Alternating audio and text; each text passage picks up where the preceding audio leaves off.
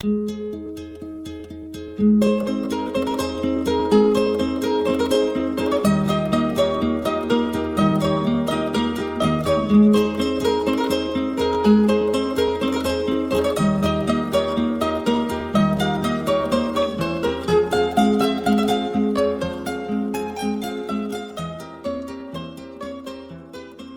buenas.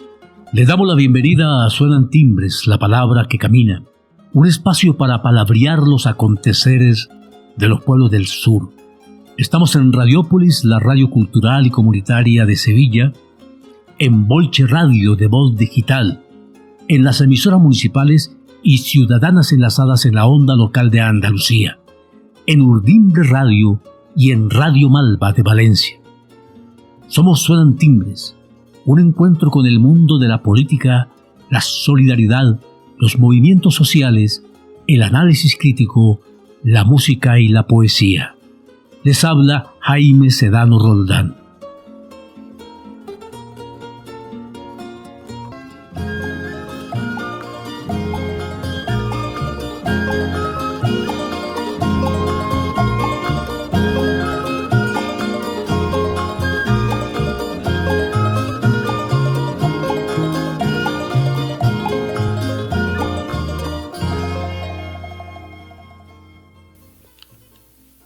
Y volvieron a atacar los monstruos.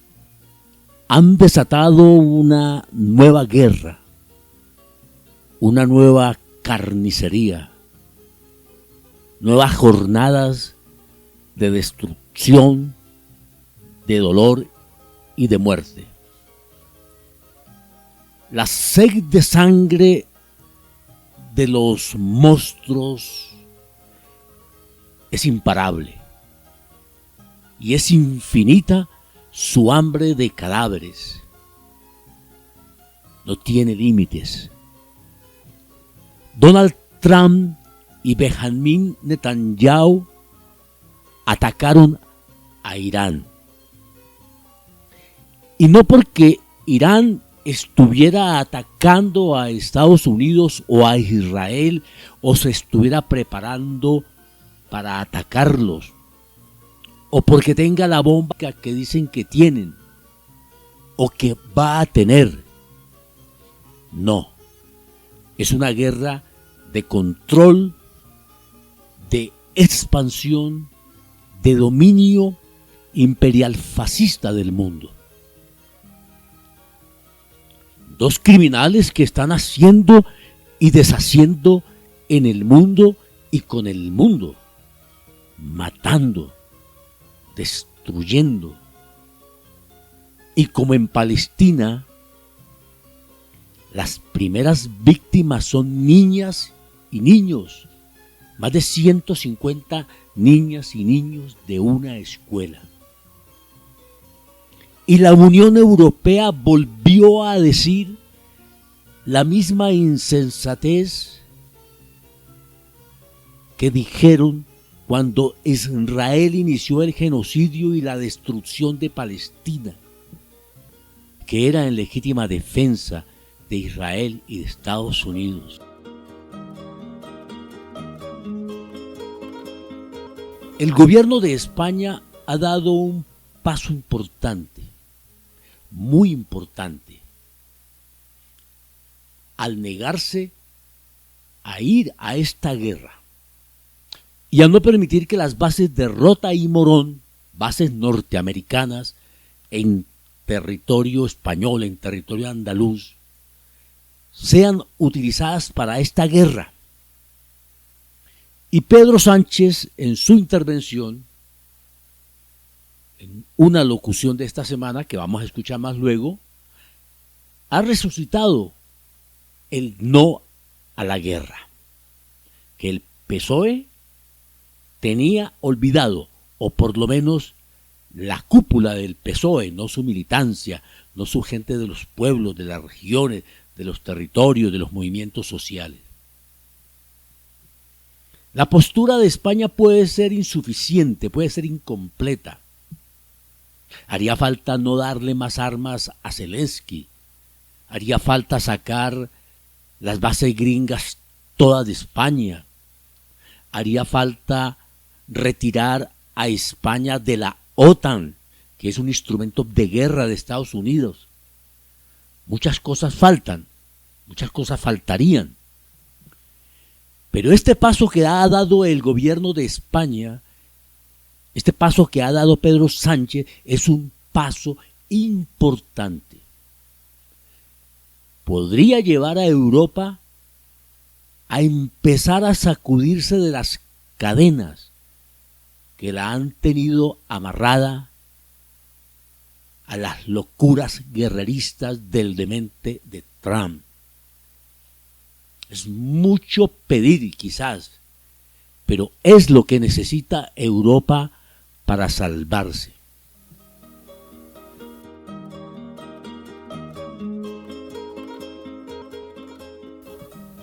Hemos escuchado y leído a alguna gente de la izquierda española que con un radicalismo, disculpen que lo diga, infantil, critica y supercritica la decisión de Pedro Sánchez.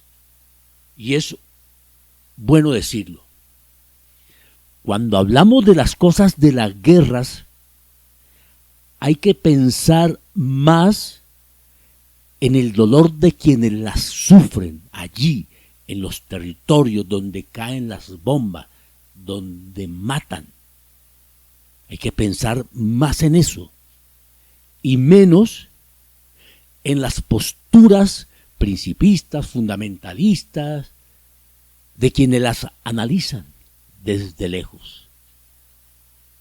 Pueda que con análisis muy correctos, muy de fondo, pero hay que ponerse en los zapatos de las víctimas, en el dolor de las víctimas, antes que en la perfección de mis análisis, en lo que yo quiero, no. ¿Qué quieren las víctimas?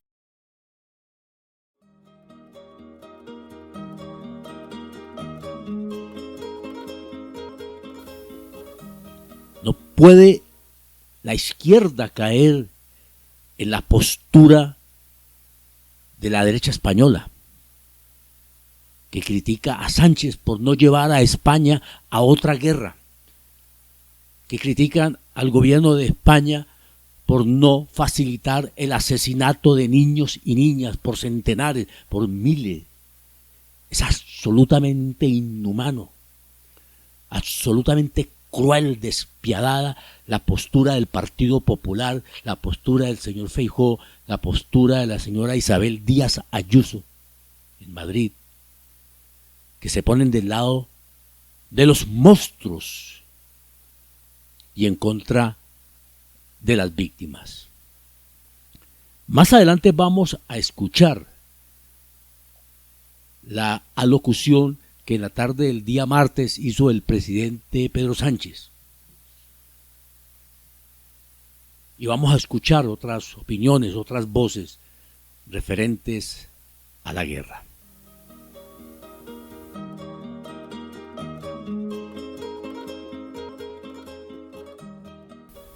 Y vamos a hablar, por supuesto, de las elecciones legislativas colombianas que se realizan este domingo 8 de marzo, Día Internacional de las Mujeres Trabajadoras, y de la lucha contra el patriarcado y la violencia de género. Unas elecciones claves, determinantes para la disputa de la presidencia, cuya elección se realizará el 31 de mayo, y en las que la izquierda, hasta el momento, y seguirá así, lleva una importante delantera, una importante ventaja sobre la derecha.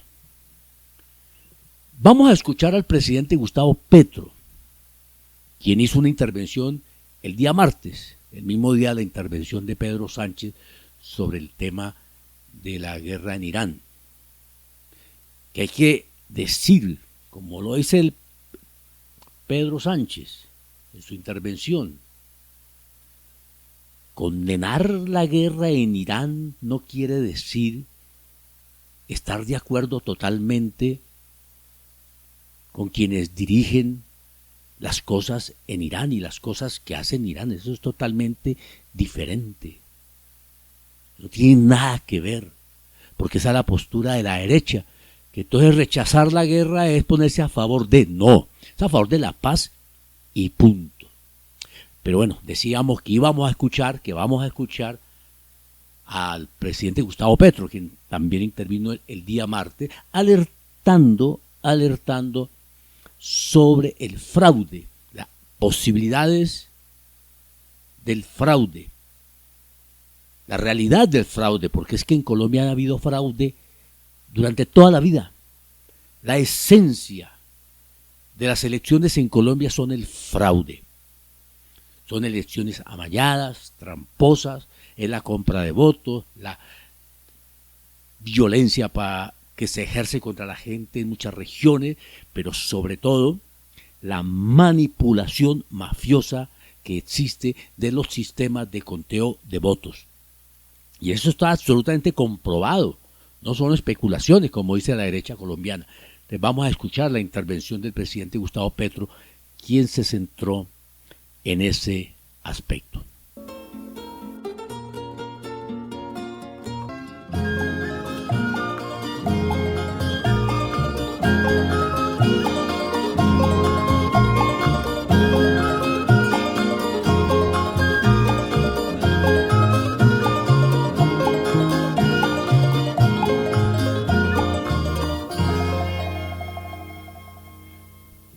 Y estando a pocas horas prácticamente de las elecciones legislativas, hoy es jueves 5 de marzo,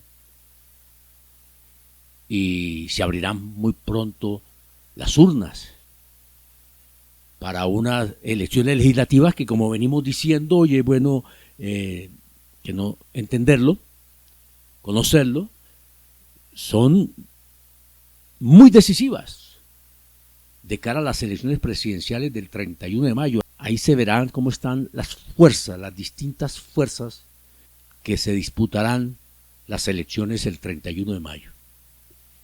El nerviosismo se siente en todas las toldas políticas, en unas más, en otras menos. Y a todo mundo le palpita un poco más acelerado el corazón de candidatas y de candidatos, de gerentes de campaña, de activistas.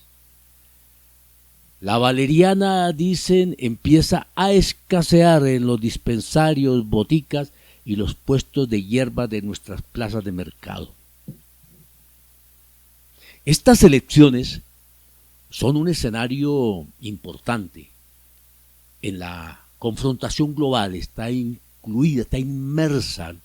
No es algo parroquial, sino que son unas elecciones inmersas en la confrontación global entre la democracia real, plena, la democracia rupturista con los bipartidismos y las derechas en proceso de fascistización,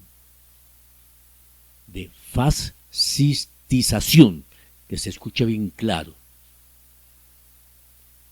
Y particularmente regionalmente en la dura disputa por el control de América Latina y el Caribe que, apadrinados por Trump, está desarrollando la derecha en la región. Estas legislativas son entonces como una gran consulta para medir la fuerza de las candidaturas presidenciales, definirá la correlación de fuerzas del nuevo Congreso y provocará nuevos acuerdos o desacuerdos entre bloques y candidaturas. Parece estar claro que el pacto histórico será la fuerza más votada y elegirá la mayor bancada del Congreso, la más grande. El tema es el poder que tendrá esa bancada, pues una victoria del pacto en la primera o la segunda vuelta presidencial sería insuficiente si no se tiene una fuerte bancada parlamentaria que pueda adelantar de la mano del Ejecutivo, sin tropiezo, la agenda de las reformas sociales, económicas y políticas. Gustavo Petro en estos 4 años ha tenido el gobierno, con partidos, con otros sectores, con aliados, pero no ha tenido el poder. La derecha en Colombia controla todavía el poder estatal en muchas instituciones, como la encargada de las elecciones, la Registraduría Nacional del Estado Civil o el Consejo Nacional Electoral, que tienen mayoría de derecha y actúan en función y beneficio de las aspiraciones de la derecha. No es fácil entonces, por eso se dice que se tiene el gobierno, se ha tenido el gobierno, pero no el poder. Por eso, esa sombra tan inmensa que amenaza estas elecciones. Han hecho hasta lo imposible para detener al pacto histórico. Han hecho hasta lo imposible incluso para impedirle participar en las elecciones. Quisieron sacar al pacto histórico de la contienda electoral, no pudieron. Ahora les queda el fraude. Y hay denuncias muy serias, muy fuertes, y hay sobre todo una historia de fraudes, de robos, de traspaso de votos. En las pasadas elecciones, 400.000 votos del pacto histórico se los pasaron a un partido de la derecha. Después, en el reconteo, lograron rescatarse esas 400.000 votos y conquistarse 5 curules en el Congreso que estaban perdidas por ese robo. Por eso cuando el Registrador Nacional y otras autoridades dicen, ¿cómo van a hablar de fraudes? No, es que lo han hecho, lo acaban de hacer y lo han hecho toda la vida. Escuchemos al presidente colombiano Gustavo Petro sobre estas elecciones. Y el domingo espero que la ciudadanía, porque no es tanto un deber de la policía, sino además un deber de la ciudadanía, no venda el voto. Vender el voto significa elegir al verdugo, al que te va a castigar, al que te va a llevar el crimen y la masacre a tu región, el que te va a robar hasta la casa y la sala y otras cosas más.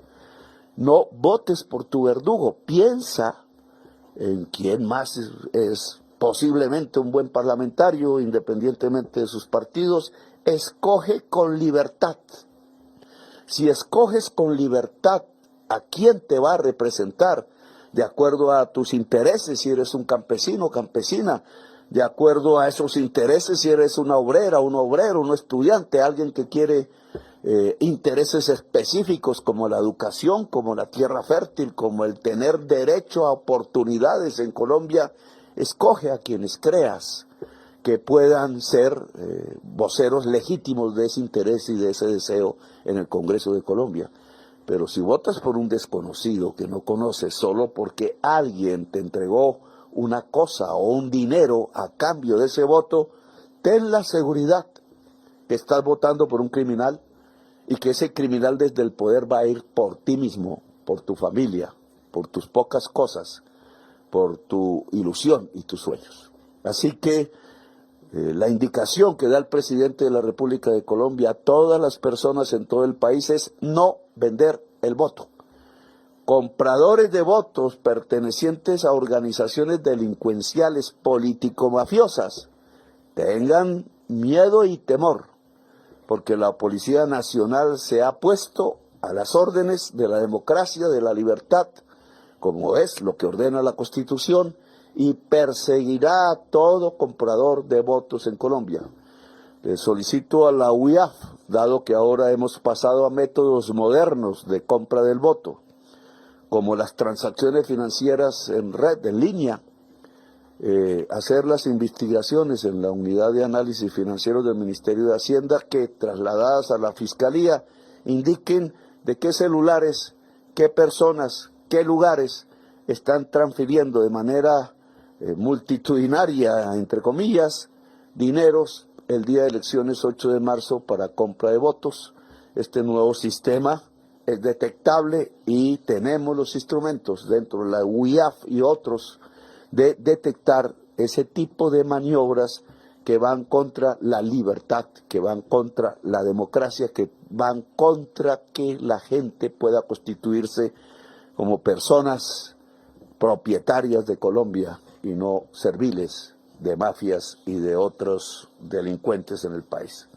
Termino diciéndoles, como anuncié en la Plaza de Bolívar en la última manifestación que hicimos, que está abierta en mi despacho personal, en mi computador, un correo electrónico que sirve para que cada contratista de las EPS que reciba o que le den la orden a algún funcionario de cualquier nivel en esa EPS de pagar comisiones por un contrato, sea de medicina, sea de atención a la ciudadanía, sea de transporte en ambulancias, etcétera, denuncien al correo que yo mismo leeré las denuncias y practicaré a través de la superintendencia las medidas rápidas que corresponden y haré control sobre la superintendencia que debe hacer control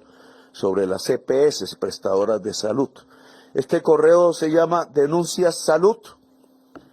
Ojo, Denuncia Salud, ahí está en la pantalla, @presidencia.gov, con B pequeña, .co.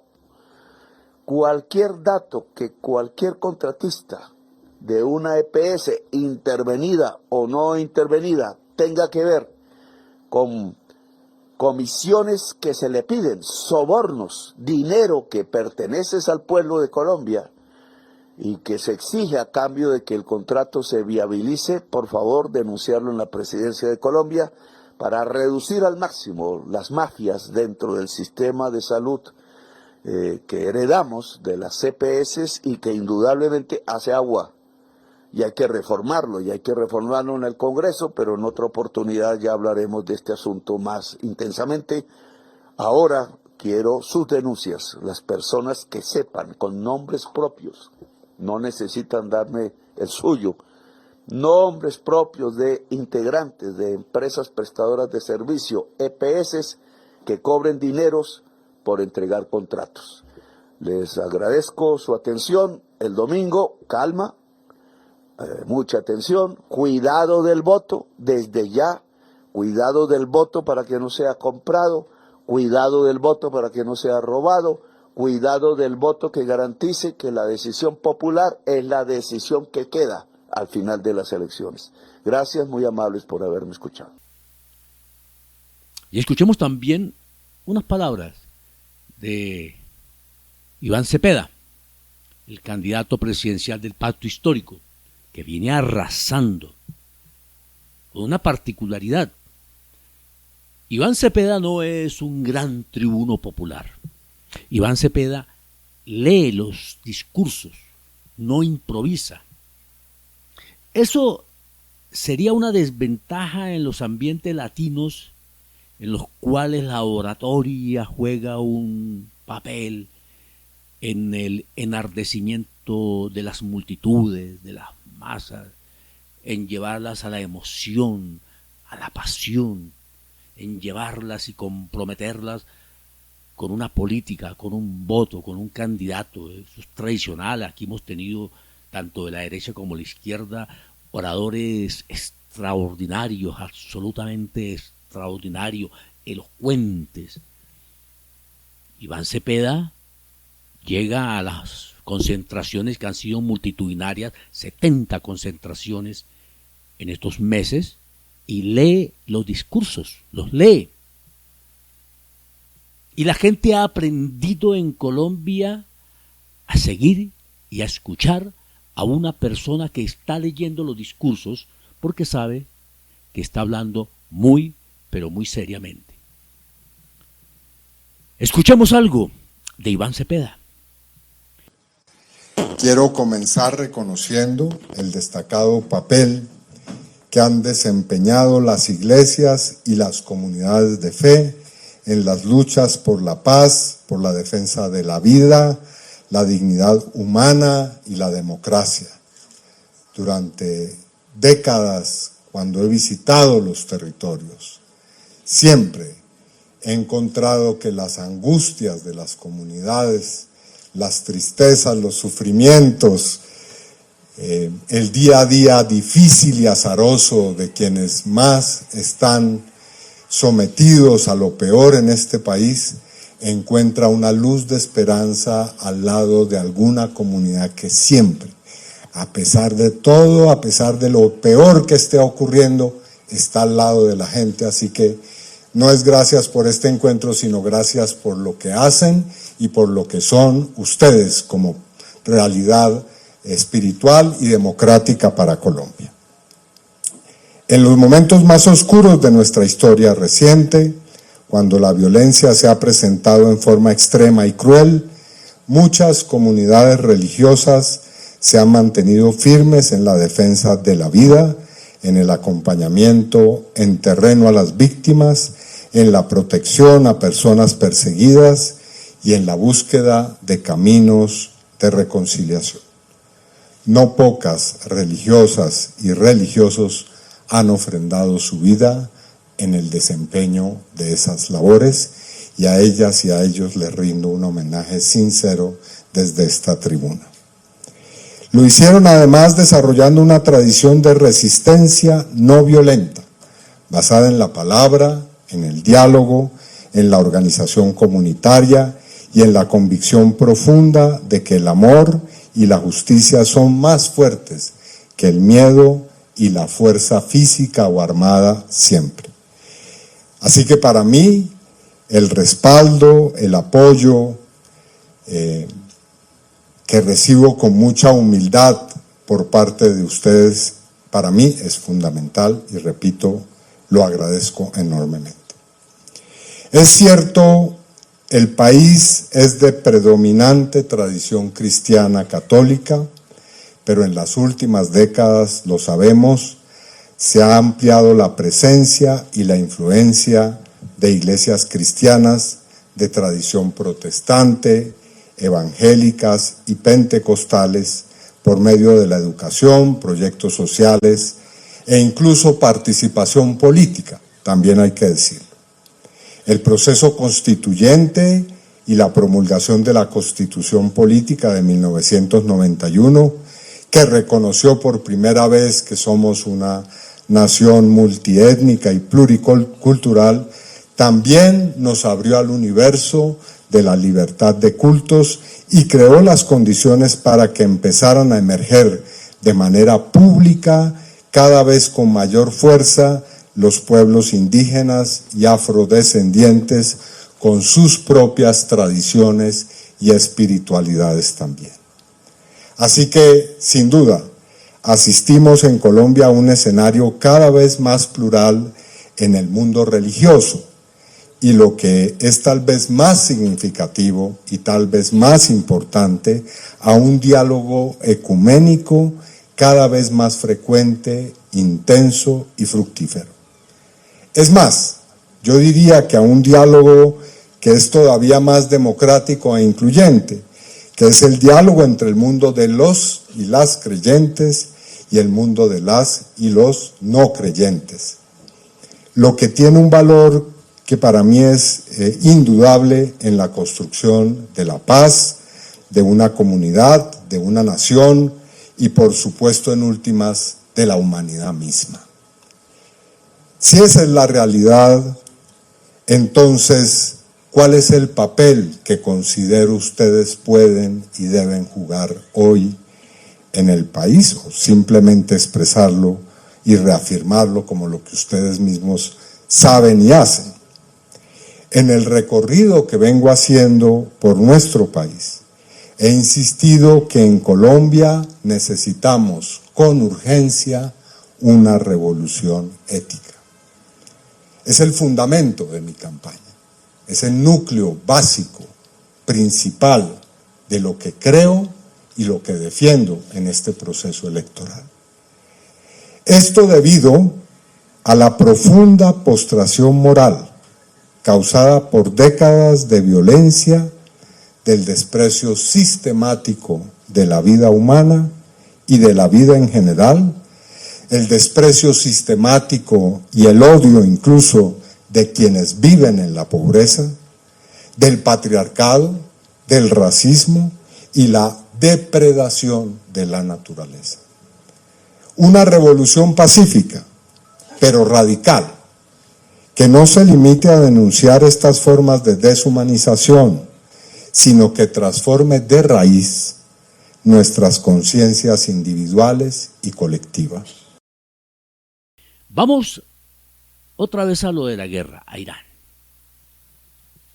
Nos dice Donald Trump nuevamente, como lo han dicho todos los presidentes norteamericanos cuando han emprendido todas las guerras que han desatado en el mundo, que su objetivo es llevar la democracia a Irán, que a salvar las mujeres, pero lo primero que hacen es matar a más de un centenar de niñas. Es la misma miserable mentira de siempre.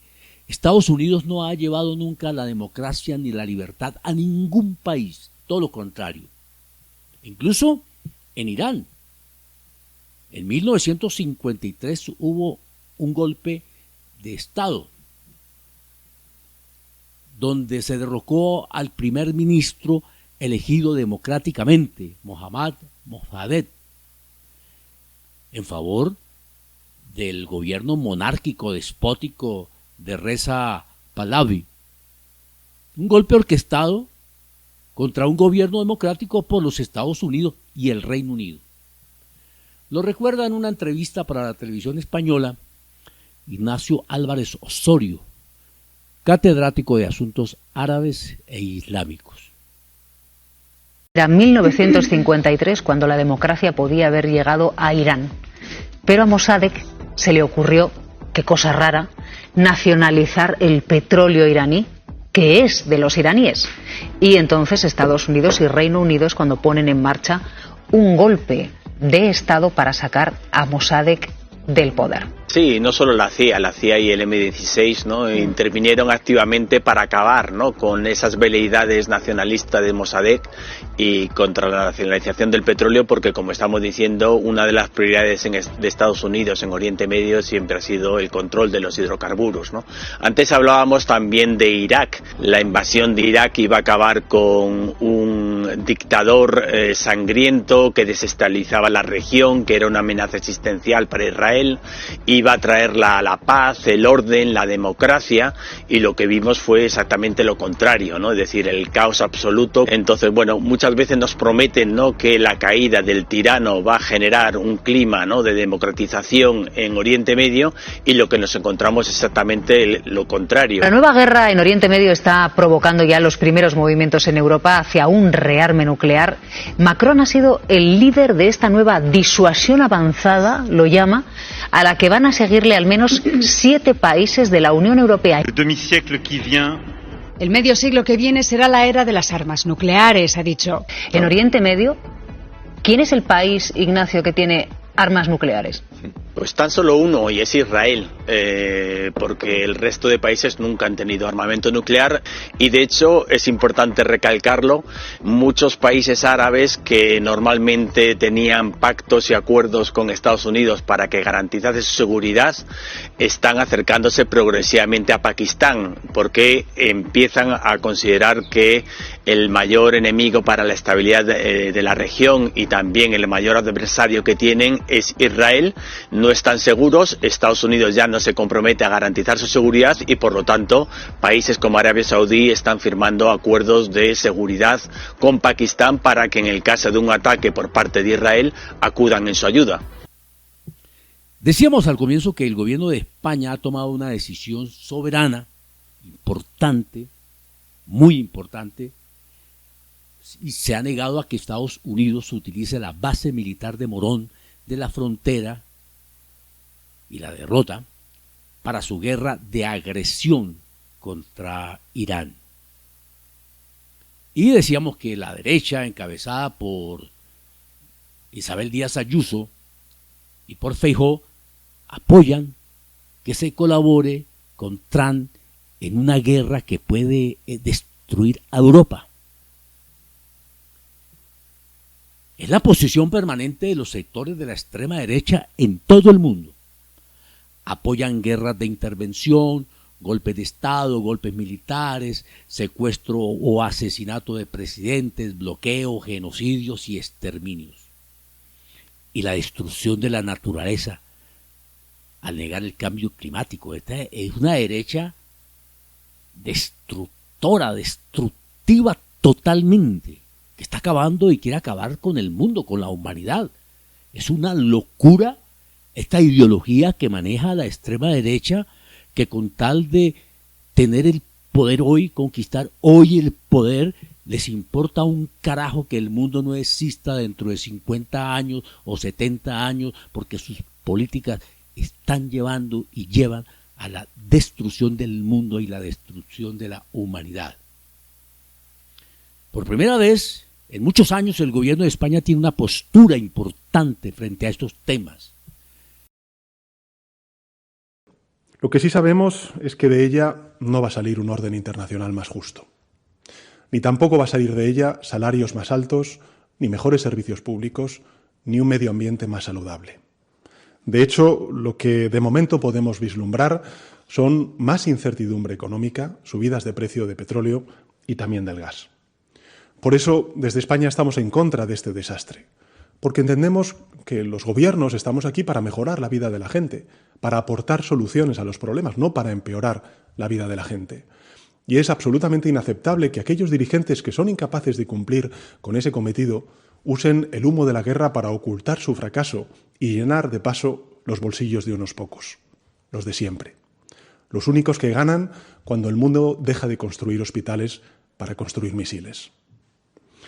Ante esta coyuntura, el gobierno de coalición progresista va a hacer lo mismo que ha hecho en otros conflictos y en crisis internacionales. En primer lugar, estamos asistiendo a los españoles y españolas que se encuentran en Oriente Medio y vamos a ayudarles a regresar a nuestro país, si ese, por supuesto, es su deseo. El Servicio Exterior y el Ejército están trabajando día y noche para articular dispositivos de evacuación. Es evidente que las operaciones son muy delicadas porque el espacio aéreo de la región no es seguro y porque su red aeroportuaria está gravemente afectada por los ataques.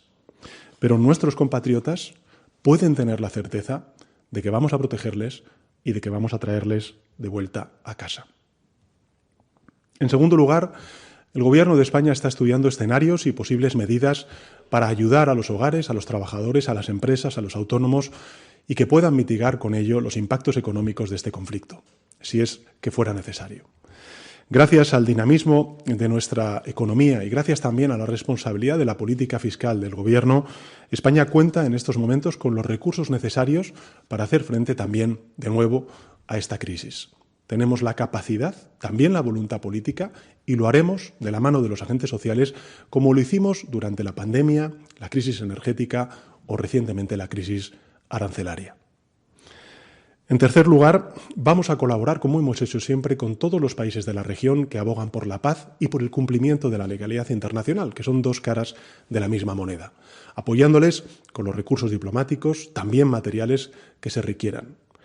Vamos a trabajar con nuestros aliados europeos en una respuesta coordinada y que pueda ser definitivamente eficaz. Y vamos a seguir trabajando para lograr una paz justa y duradera en Ucrania y en Palestina, dos lugares que merecen no ser olvidados. Y por último, el Gobierno va a seguir exigiendo un cese de las hostilidades y una resolución diplomática de esta guerra. Y quiero además explicitarlo, porque sí, la palabra adecuada es exigir, porque España es un miembro pleno de la Unión Europea, de la OTAN y de la comunidad internacional.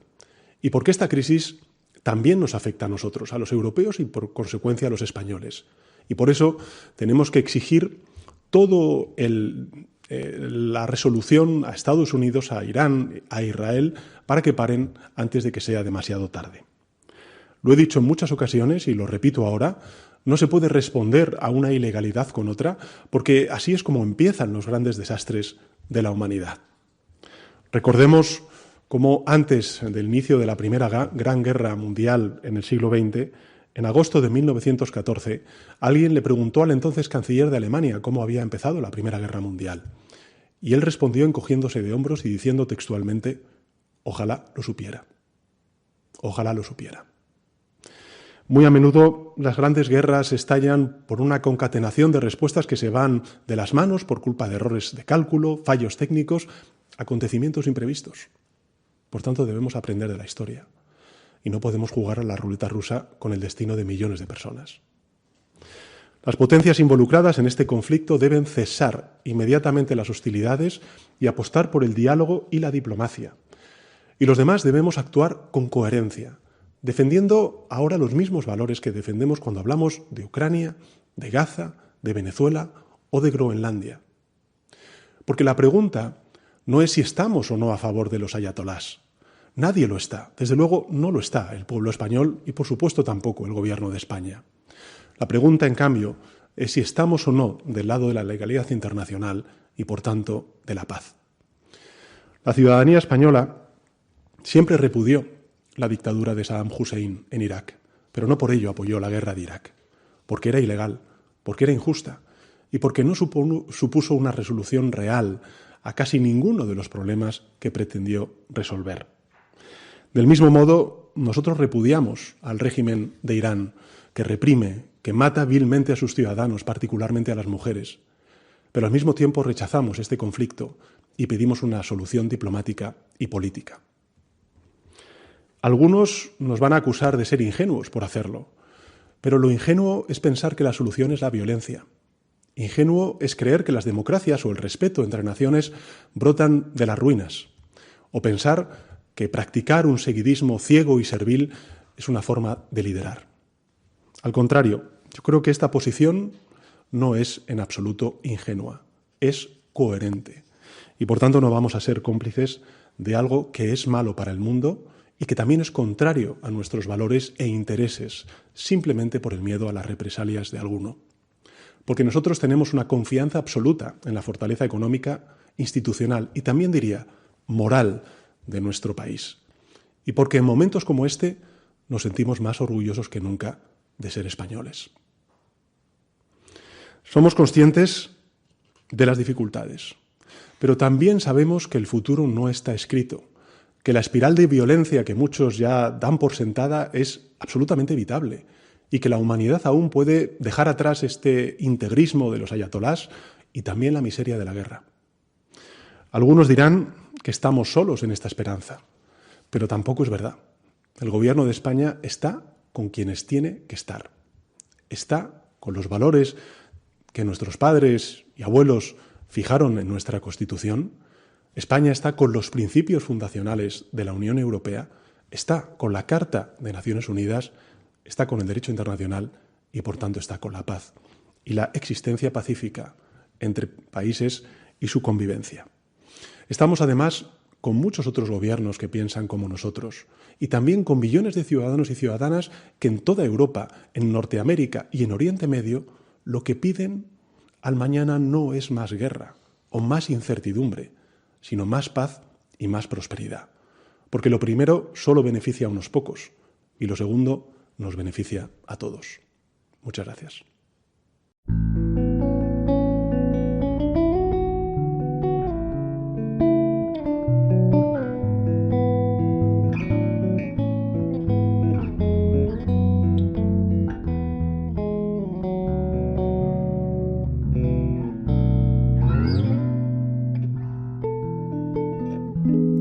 Para el viento una cometa, para el lienzo un pincel, para la siesta una hamaca, para el alma un pastel, para el silencio una palabra, para la oreja un caracol, un columpio para la infancia y al oído un acordeón, para la guerra nada.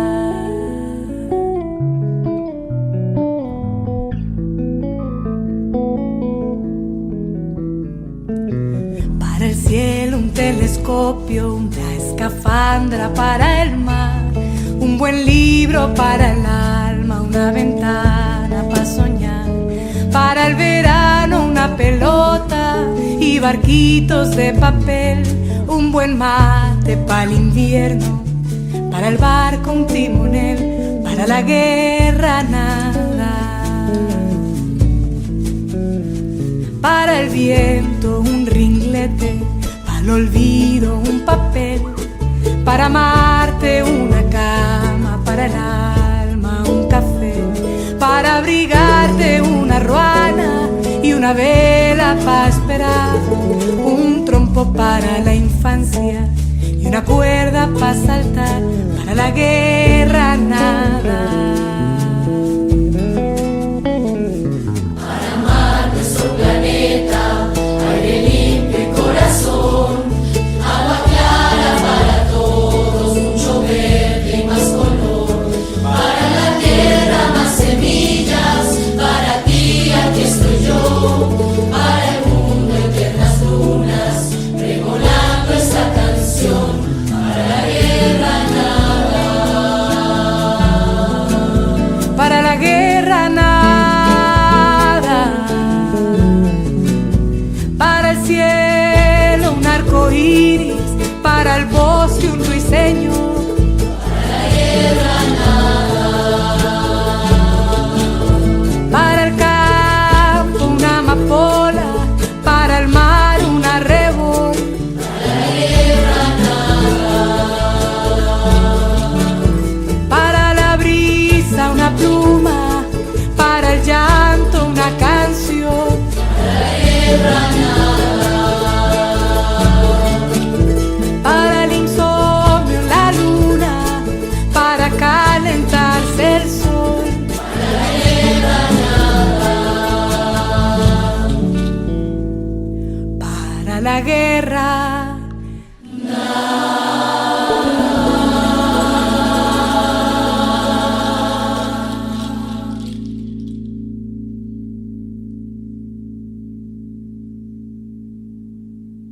Es que yo estaba en 2003 en Bagdad, entonces esto me trae unos recuerdos porque los inspectores de Naciones Unidas antes del inicio de la invasión ilegal nos decían ¿cómo podemos probar que no existe lo que no existe? Porque ellos mismos habían supervisado la destrucción de las armas de destrucción masiva proporcionadas, entre otras cosas, por Estados Unidos anteriormente al régimen de Saddam Hussein, lo habían supervisado en 1998. Es que claro que tenemos que recordar Irak, claro que tenemos que recordar las consecuencias también de Afganistán o de Libia. En esos tres escenarios yo he estado en el terreno. ¿Cuáles son las consecuencias devastadoras? Una y otra vez se jalea la guerra y una y otra vez luego todo el mundo se olvida de las consecuencias y las consecuencias muchas veces no llegan de manera inmediata, llegan muchísimo tiempo después y tenemos que entenderlo. Y hay una cosa más, estamos viviendo una nueva era en la que se han roto todas las líneas rojas con el genocidio, hay un crecimiento de la impunidad mayor que además, como ha advertido la relatora de Naciones Unidas para la libertad de expresión, Irene Khan, ya está teniendo graves consecuencias en Europa y en Estados Unidos, con retrocesos muy graves para la libertad de protesta y libertad de expresión, con multas, incluso con encarcelamientos e incluso con acusaciones. Este es el escenario de guerra, estos son los retrocesos que vivimos en un escenario de guerra. Laura. Y como bien apunta Olga, en realidad el guión es un guión repetido, es un guión que conocemos. Y yo precisamente porque veo ese guión repetido digo, hagamos cosas distintas a las que hicimos también en aquel momento en España. Y yo lo llevo insistiendo muchísimo. ¿Qué cosas podemos hacer para que no nos afecte a nosotros y no estar dentro de esta guerra que nosotras no hemos decidido? 1, referéndum inmediato para salir de la OTAN. 2, bases militares fuera, que es lo que se está pidiendo urgentemente porque de lo contrario somos parte. Y 3, topar todo lo que podemos topar para evitar pagar los precios de sus guerras que no son nuestras. 2, 1, 2, 3, 4.